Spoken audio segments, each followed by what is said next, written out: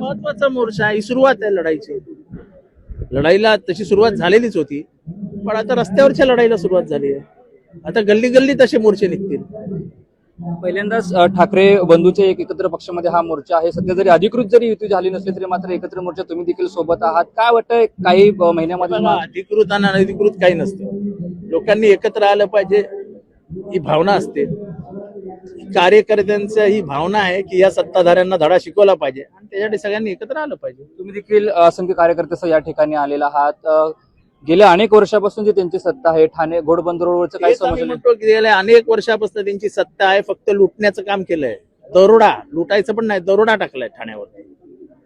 वर्धापन दिनाच्या दिवशी अधिकाऱ्याला रंगेहात पकडला जातो. खरं तो ठाणे महानगरपालिकेचा खरा चेहरा आहे.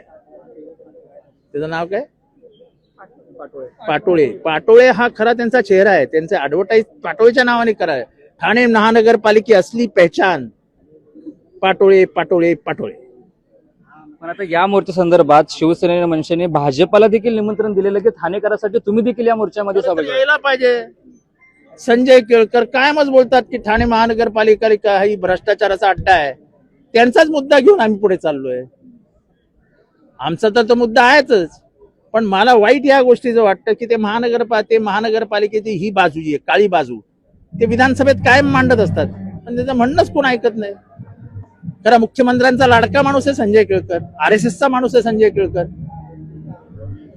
पण त्याचं म्हणणंच कोणी ऐकून घेत नाही. ते कायम सांगतात की ठाणे महानगरपालिकेमध्ये लुटालूट चालू आहे.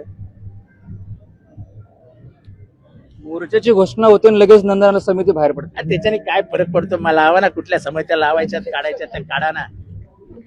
कचऱ्यामधनं पैसे खाणाऱ्यांनी आम्हाला सांगू नये. नक्कीच कचऱ्यामधून पैसे खाणाऱ्यांनी आम्हाला सांगू नये अशा प्रकारचा वक्तव्य जितेंद्र आव्हाडांनी केलेलं. मात्र या ठिकाणी मोठ्या प्रमाणावर ते पदाधिकारी असतील किंवा कार्यकर्ते असतील ते या ठिकाणी आलेले आहेत आणि मोठ्या संख्येनं मनसैनिक आणि शिवसैनिक जे आहेत ते आता या ठिकाणी दाखल झालेले आहेत. राष्ट्रवादीचे नेते जितेंद्र आव्हाड हे देखील या मोर्चाला पाठिंबा देण्यासाठी दाखल झालेले आहेत.